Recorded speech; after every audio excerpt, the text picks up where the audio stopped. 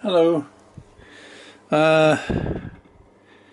Here's the kit. This is the electronic side of it, not so much the hardware.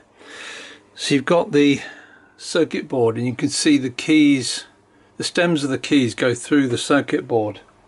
If I show you this one under construction here, you can see that the circuit board is bolted on in 6 places with M3 bolts, which take a hex head screwdriver, which makes life a bit less fiddly. You can see I've got standoffs here, they're 3D printed. I'll give you some of those. That keeps the board just off this panel a touch, because obviously you've got projecting sort of bits of solder tab and whatnot on the back, because it's a through hole solder system, and then the buttons poke through holes here, all these adjustment buttons. This one is an LED which flashes with the buzz. Then there's this button, that's, if you remember, that's auto crank. If you can't be bothered to crank and you just want to practice tunes with your left hand, you can press that and it'll go into the simulation of somebody just gently cranking. Press it again to stop. This tensions the friction system under here. Hang on, I'll give you one of these 3D printed cover. See this aluminium friction wheel? So I'll give you the whole friction system, which is partly metal and partly 3D printed, and I can show you what I mean a bit better on this one, which is half built.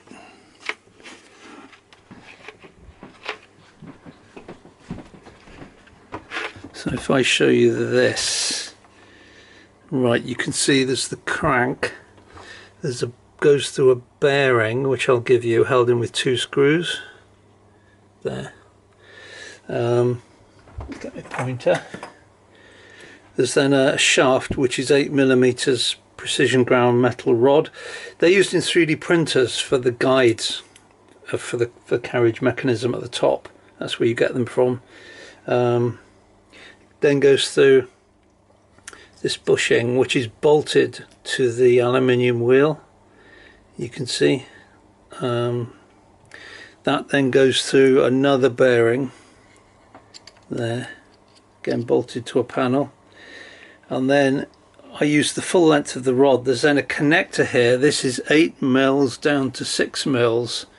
The shaft of these optical encoders is 6mm diameter. This rod is 8mm diameter, so you need this adapter, which I'll give you. These adapters are slightly flexible. Again, they're used in 3D printers with motors that drive these rotating shafts. Slightly flexible, so it gives you slight adjustment or error when you're mounting it.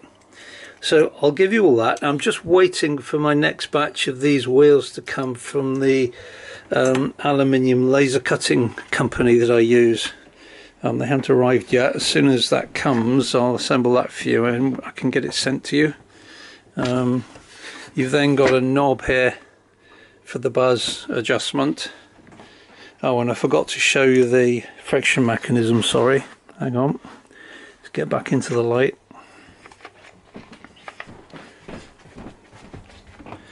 Friction mechanism is, it pivots at the back here, but it's not a hinge. It literally sits in a slot. And then this guitar tuner puts tension on this spring, which pulls this up, so it's pivoted at the back, up against the underside of the friction wheel, and you can't quite see it there, but there's a felt pad in there that's curved, which rubs on this wheel.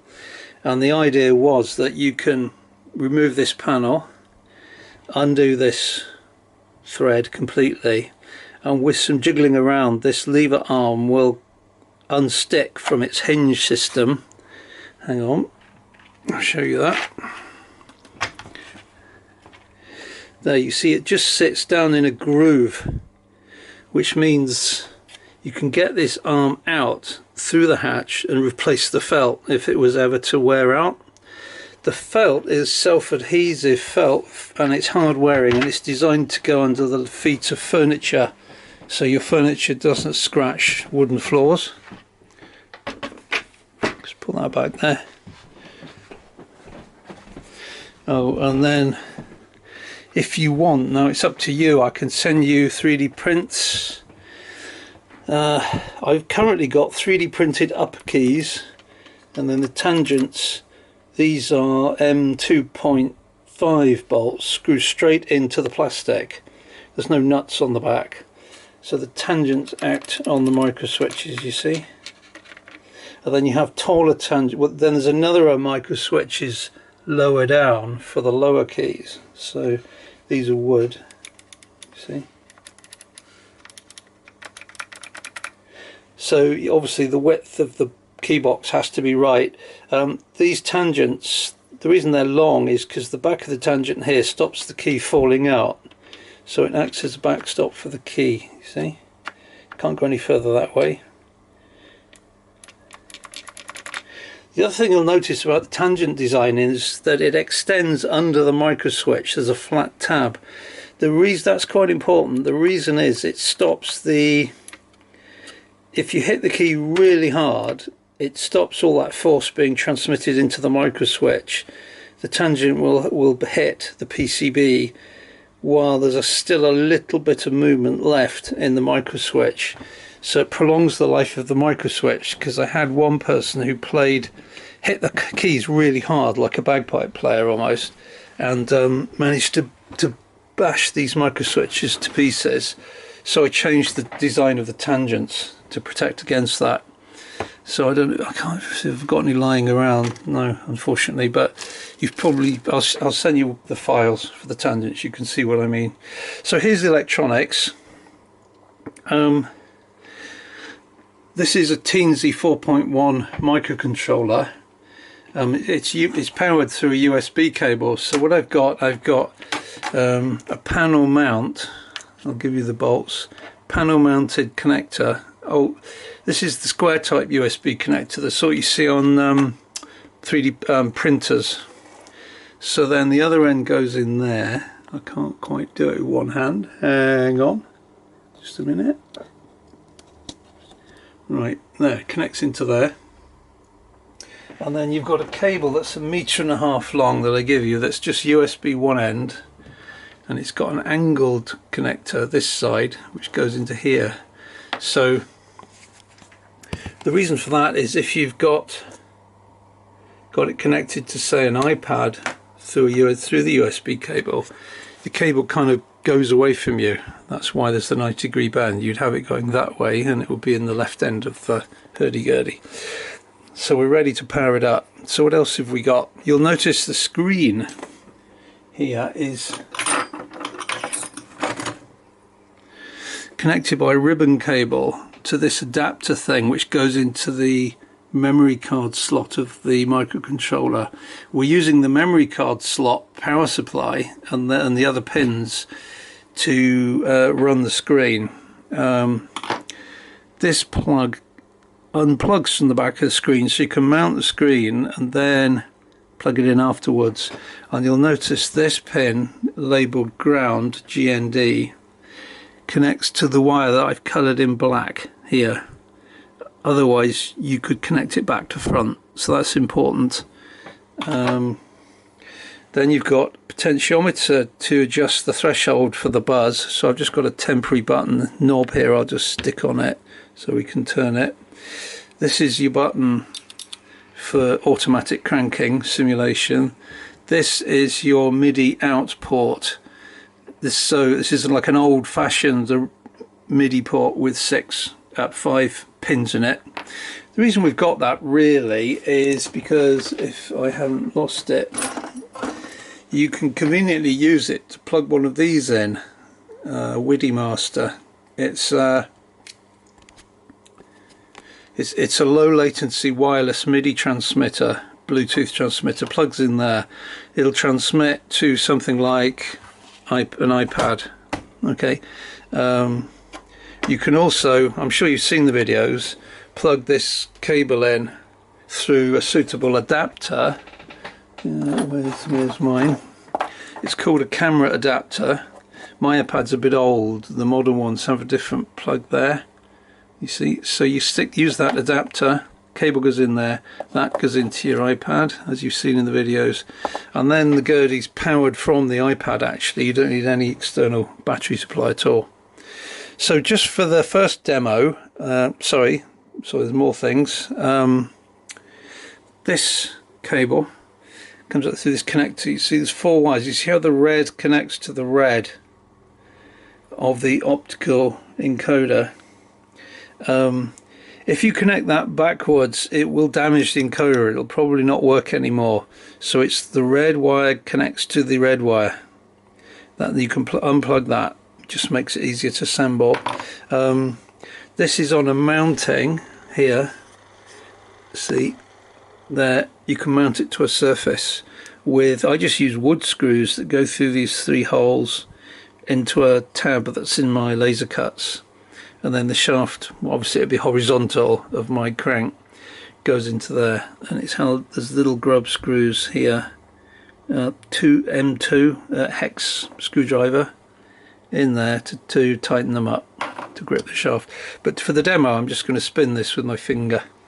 So the last thing is the internal audio board. Again, there's 3 wires that come out to this, and I've made this 6-pin plug. You see it goes onto there. You'll notice this pin is labelled, I don't know if you can see that, it's labelled ground, GND. So again, the wire that's coloured in black on this cable goes to the ground pin in my homemade plug there, like that. This is your headphone socket. I actually extend the headphone socket to a female, again I can give you one, female socket with a male plug on the end. This type of plug, just normal 3.5mm stereo headphone type plug, goes in there. I bring it up to the deck of the hurdy-gurdy, so I've got a more convenient place to plug in my headphones. It's got an SD card in it that's got audio files on it in the WAV format. There's 1 file for every single note that can possibly be played by this internal audio board. That's kind of how it works. So data comes down from the computer telling which sounds to play and when, and it's low latency, and it turns them on and off very quickly, and it's powered from the microcontroller. And actually in the software menu on this, on the screen, you can turn the power to this on and off.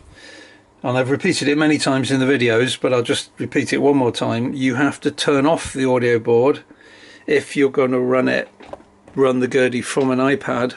Otherwise, when you plug it in, a warning will come up on the iPad that it's drawing too much current. If you get that warning, it means your audio board's still turned on. You need to turn it off, put it into MIDI mode, and then plug it into the iPad. It'll work fine. Or connect some sort of power supply to this, most conveniently a mobile phone power bank or something similar, if you're going to use the wireless transmitter and you're going to have the whole thing self-powered, and then have your iPad physically separate. So I'll quickly show you those modes working, just so you can see that it is actually working. So put the camera down a minute. So I'm not going to use headphones. I'm going to use a cable into one of these cheap sort of auxiliary speakers. So I'll just turn that on. Well, that's come on. Right, I'll connect the mobile phone power bank to the USB lead to the DGurdy, so it's coming in here. You can see the screen's powering up. So you remember it's a bit awkward because on the back of here are all the little buttons, yeah? So I think we're in audio board mode at the moment, but we'll soon find out. So load preset, press key number 1, is that one? There we are, and let's select a tuning from the menu. That's the kind of beginner's menu of common tunings. We'll accept that. And there we are, it says crank on. When I spin this, right, I'm not getting any audio out, so I need to put it into audio mode.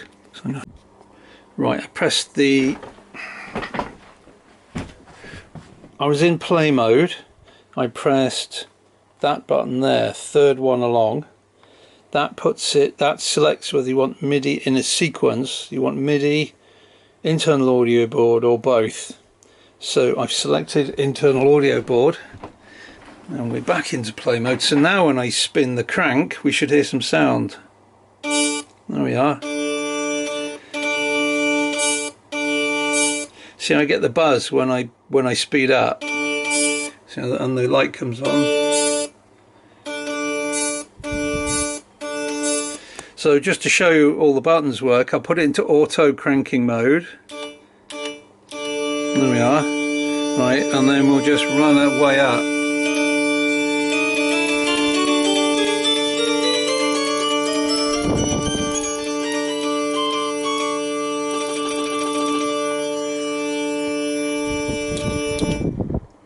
Right, so it works, and I don't know if you can see, shows the notes you're playing.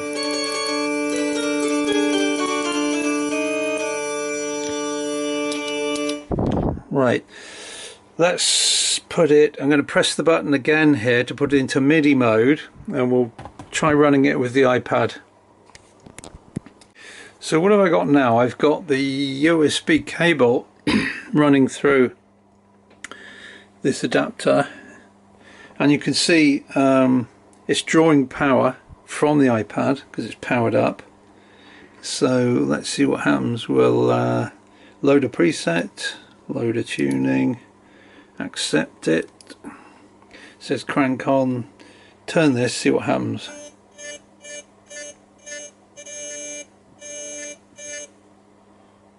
I need to turn the volume up on my iPad a bit.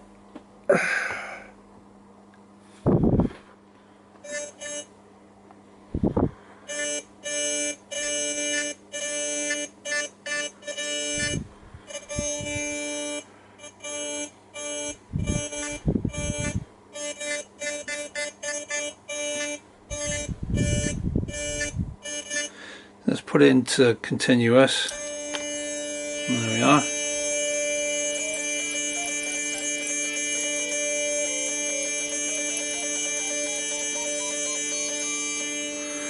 Let's turn up the melody strings a bit.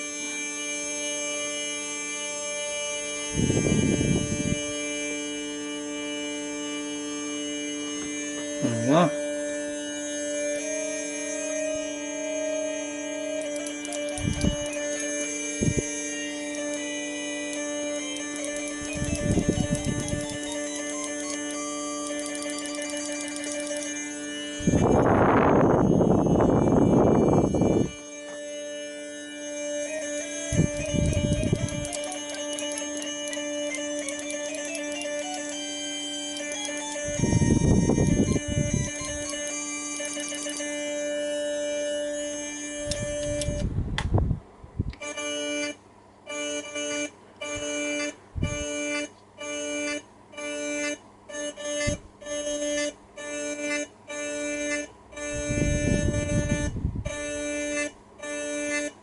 So you get the idea. And then finally I'll show you the same thing using Bluetooth to transmit to this BS69 synthesizer app. So now I've got some power coming in here. I've got it booted up. You can see this is flashing. You can see this is green here. Let's just double check. Bluetooth MIDI devices. WIDI master connected, so that's all good. So if I choose preset tuning again, so crank on, right, we should get some sound just like before.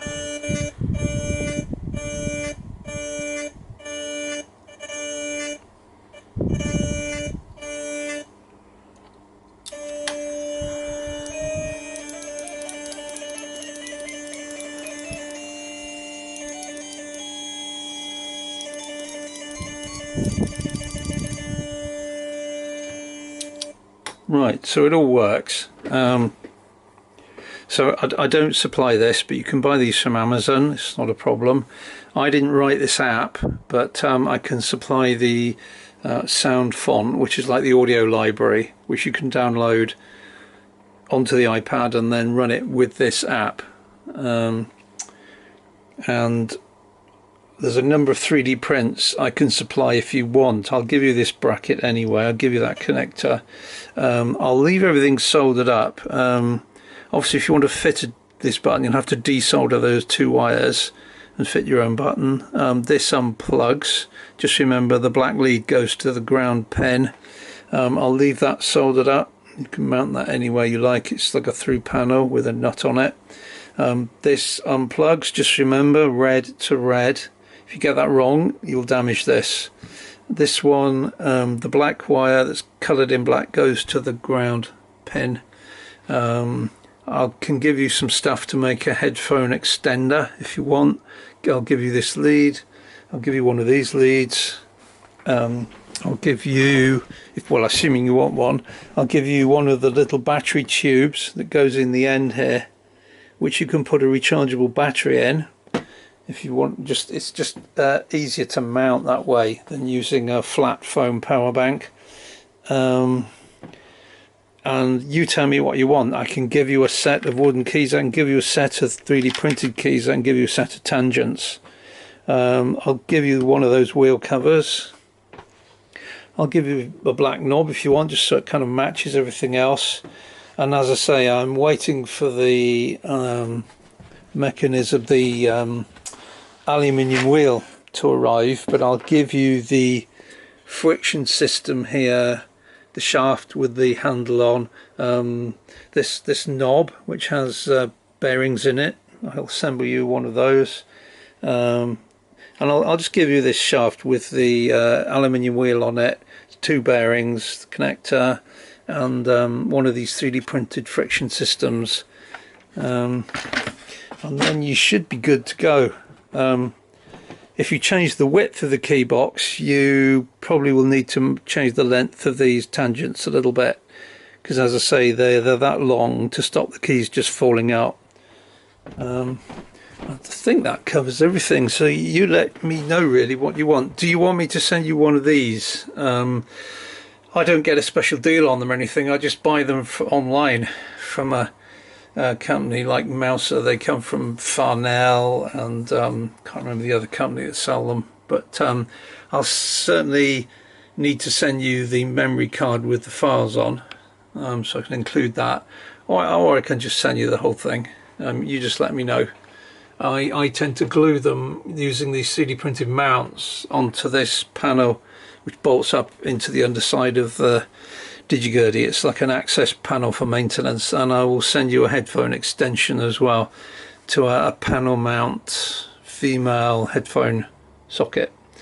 So that should be enough for you to build anything you want really. Let me know your thoughts anyway, and how much or little of this stuff you want.